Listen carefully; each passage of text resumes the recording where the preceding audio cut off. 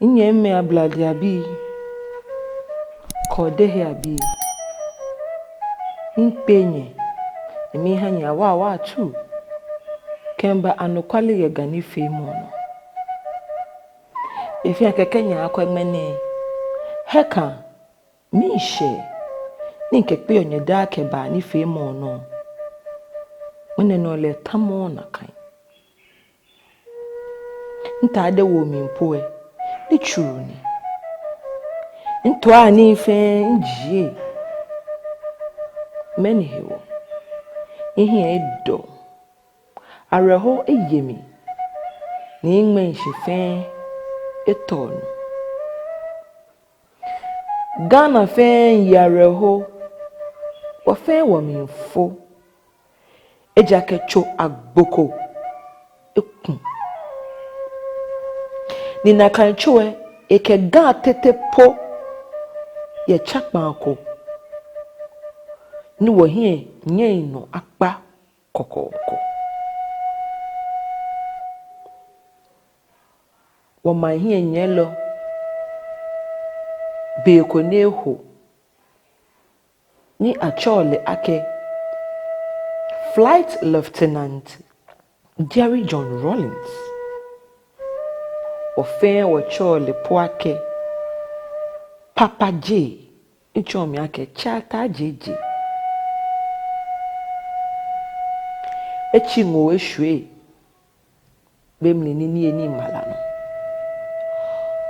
Wache ete himmeje abomi. Ete hilachamo. Ete bachemo. Eko se Ibadan. Niwo Ghana fe efe dio. Ofemo miyi areho. Ni wote me kome akeni woseshi wo fagbegi aigbe keni bi ewo. Yenye se poe. Inkele ye chakman penko ojogban.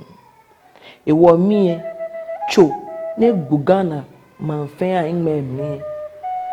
Ino egbumi konkom.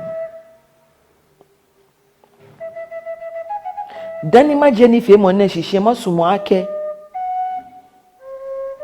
Inke wiemo ni ji wiemo ni George ihe. Aha enga ebi ke eweku fe. Wanyao Naa Korkoi Ajima Rawlings. Game fe habo po. Ghana mu fe habo po.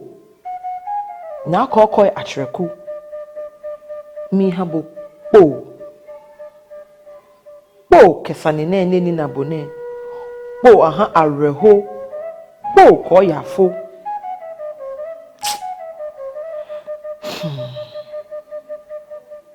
Nyeme niji woche ebi Yehowa denche amomonyemi. Eto nyetwi he.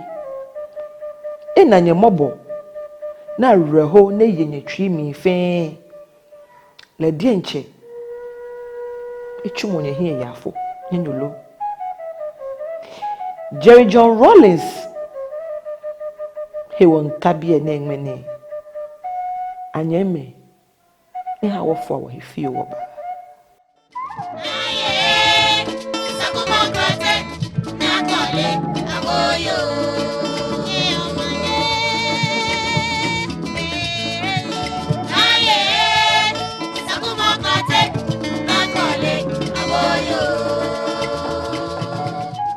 Betombeni inwieda ni wo achon wo he ni wo ba ni. Wache Papa J. Flight Lieutenant Jerry John Rawlings. He woni wo fen wo tabie na enwene. Mokwa bia ke keji Jerry John Rawlings. Echon se many call he anokwale ye gani femo he. E call anokwale ye gani femo he yake tomi eda ne call boake anokwale ye gani femo. Eji bewu eji be petemu shimu anokwale Kaji wana wanuhi yesane komie waya ni waya ko ni wokebahambo no han otabie ni inkenyemba ni nkenyi abagba woche Rawlings hisani bona afe ni nyenna na kanchakma ni ekega yo ni iwiehe omumumwe agbenya ho nyenu hyihi no ni poten he woni saake game wonya wofo woche adjuban eyaka noko enmewo woche Jerry John Rawlings ejimoko ni keji ake president ko ni esumogan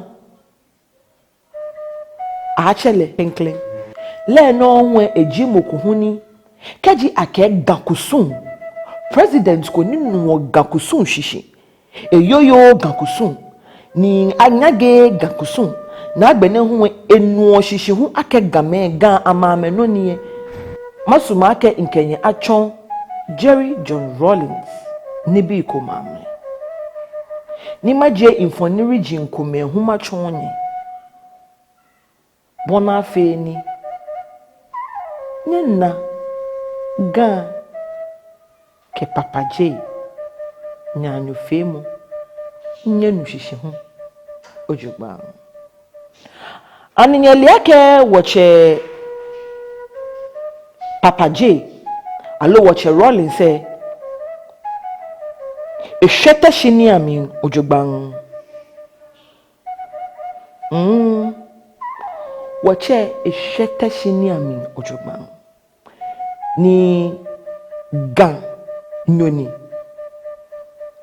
keji nke ganyoni echon mi ake enyese alo echese jega alo afole ake ganyo shimon ake ni ehingam ni ewo noni wogame wo ba aka akeshi hi moko ni ehin ejo na kangama asuwe emi pote ojogba ni eno je keni fe fon fe mo shimon esumo shishimo ofe wole ake game shishimo jinoko ni gba wona ojogba ko shishi ganyope beta mo to ofan twi keje emni ikebo ba feel ojogba woche Jerry John Rawlings infoniri maje machonye ni woche Jerry John Rawlings eleno eji mokoni alo president koni kejinye ba akwe enoko gbedan ni gamaji acheme kemaji anyeme kusun fe loyi chom yake wulo men keji aye independence amebata hununo ye amedenche ameshipon no ekobakodan kokoko ni keji ebaje wo satin ni afe kusun alo afe no kopote ni ko ga he koe jeno na he heka nkenye se na po ni enyao choice ni mofemu yangali won wo hie seko bemi ni woche yanga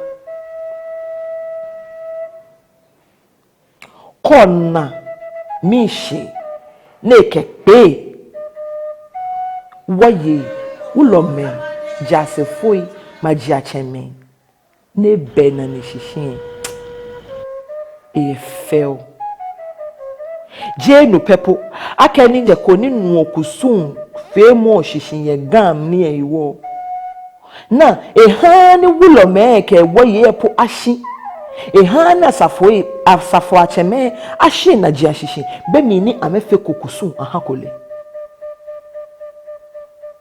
eha na yempai nchom yake ikedal ha na ke shweshi ake soli ahale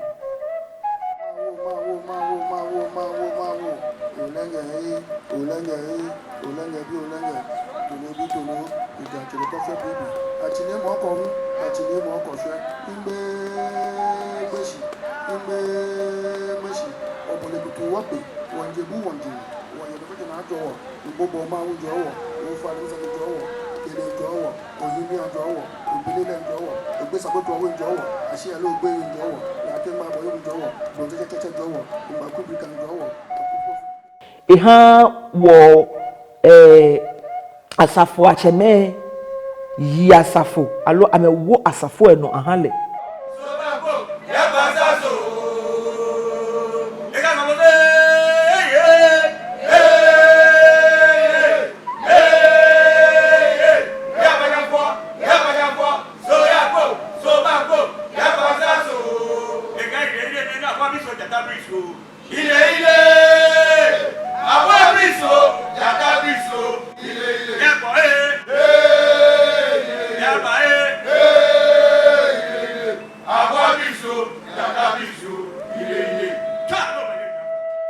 woche enuo gama shishi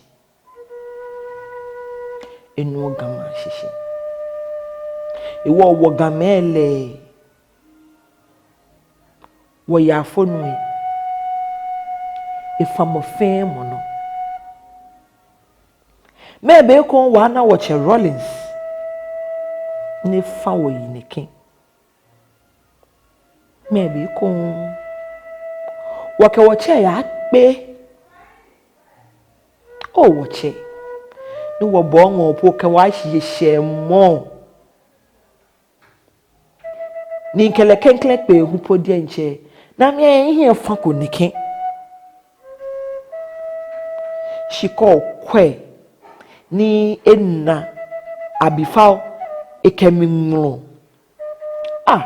woche Rawlings wa shebo wa kaibo hu woche Rawlings ni wo wi esanene afole ayegbe yo ni ji Veronica Agbotui ke blofonu ni ji Mr Rawlings ayegbe blofonu jile woche Rawlings ni wo wi esanene eje achimota ni eyabote military ni ji Ghana Armed Forces ye Ghana Armed Forces mi ye ehiemi na kan no ni ena ake gan eyoyo gan engba Ghana efite iwo saake moko akpo Ghana iwo woche 79 efie ku ani efie na kambia mi eyemu ni amole ato bemi ni amo woche ketoe ibala ake wie moko ni eya wie ye saneyeli shishin yasa game fe ana wie moni woche wie jiake le je shikatolo ni ewo ele shikasanjiamni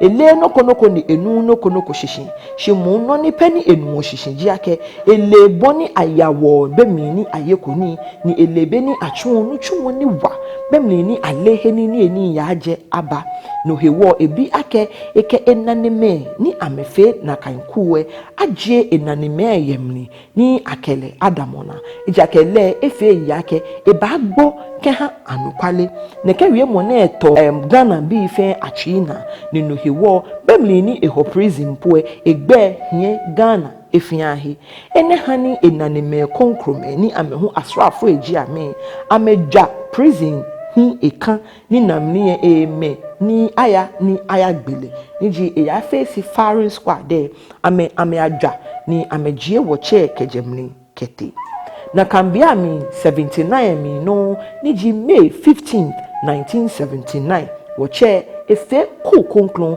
ni neke ku ne eye emu ni ku eye emu we neke ku ne efe keshi woche Dr. Hila Liman kuwe se woche enme neke military governance ne ku ne eje ni eke Ghana bu ha civilian ahiemi ni game alo Ghana me ke beshe ni wabaya into democracy ni ji ake abamegbe ni party shortway adamoshi ni afon ameno oshiki no hewo wɔkyɛ 4 million achole ake National Democratic Congress NDC mene edamoneke NDC ne no ni afo eno oshiki ese eyenkunim no hewo eba fe the first president of the Fourth Republic of Ghana eye president keje 1992 kayashi 2000 ni enmeyi ha wɔkyɛ je kufo ni lehu ebachano nye ha ni ho ni nkenye atwomo ewoku sanjiame fio wɔkyɛ eke yo ni esumole keje ebifalmi le denche inawie mo eke na me eye 14 years yo ne achole ake Nana Konedu Ajiman Rawlings eke yo ne hishi ni glane ha amebi eje noji zenato ya santua Kimathi ke Amina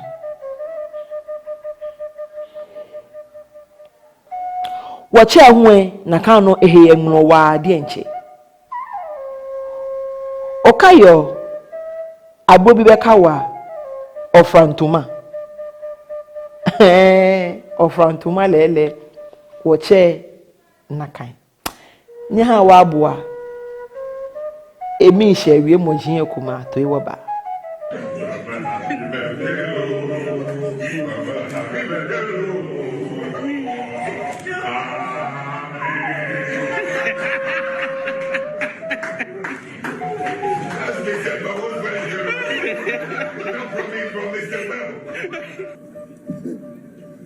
In spite of all these, but she's getting too fair. Yanja is any amanu samano, and yet, see, Oyami Bao, it's in my minka. And she that you not mention her, let us have me a papa.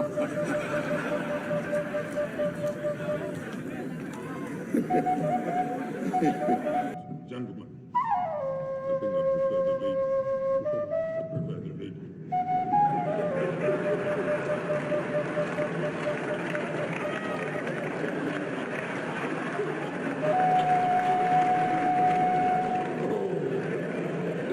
I mean, this little warm food you want to enjoy. Thank you.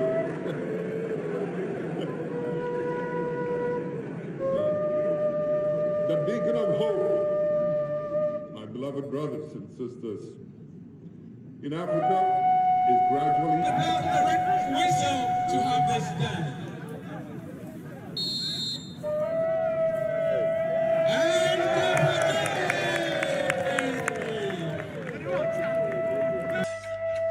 So what are you doing? No. Azonto. Okay, let's do the Azonto together. I don't know how to do it. I don't know how to do it either, but we are going to do it. try. Okay. His Excellency, so you follow us. What do I do? I don't know how to do as I also don't know how to do it, but we are going to Okay, pretend to be. so- His Excellency, just hold one hand up. Okay, Ludwig. One here. Okay. One here. Okay. But why am I doing this? Okay, then take it down. I can't bear to save my life. I'm sorry. Rawlings will try. That's the way I did it. Please repeat it. Rawlings. Tonight has been so good, so electrifying, that I just have to, on behalf of all Ghanaians, and especially those of you who are here, say a big thank you for making this a night to remember. Ladies and gentlemen, that's my wife.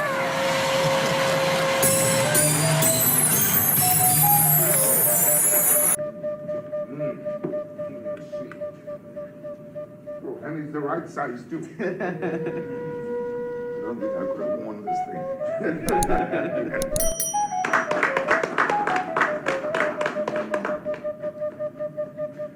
Take it off, let me try it and see.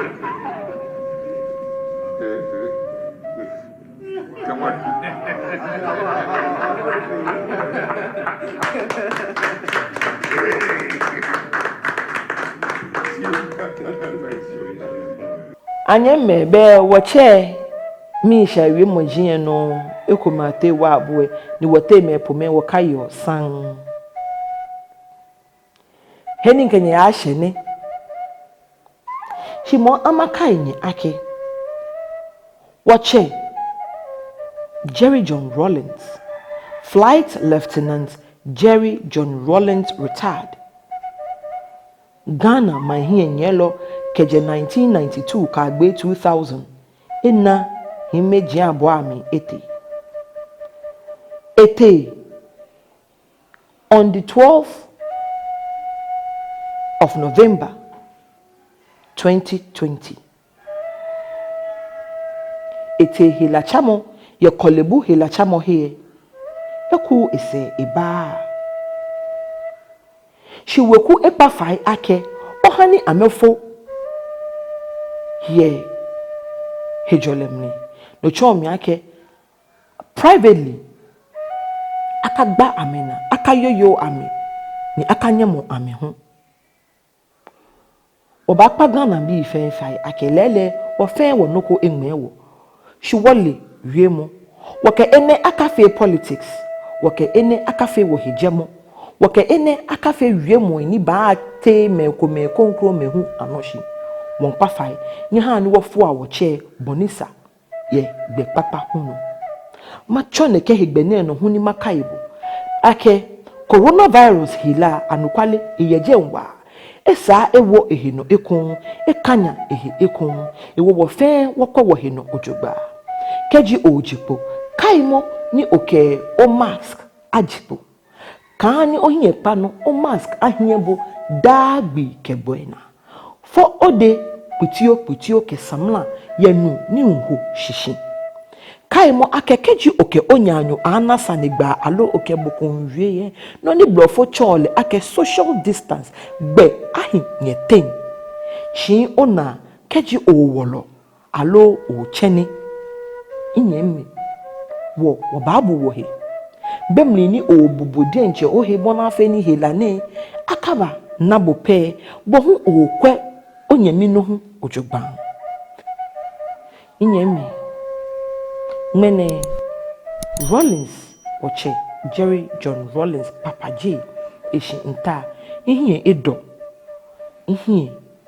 edo intalewo mi mpochon ake noko enyono agbo yenno no hiwo nyen ni nkenye ana sanigba pi wose kun keji neke woche belene no konkro yaba ye ise Ribi News kebaba hani shiye anokwale ye gani fe mone bi ene eji heni wokene ashe nyeke wojuno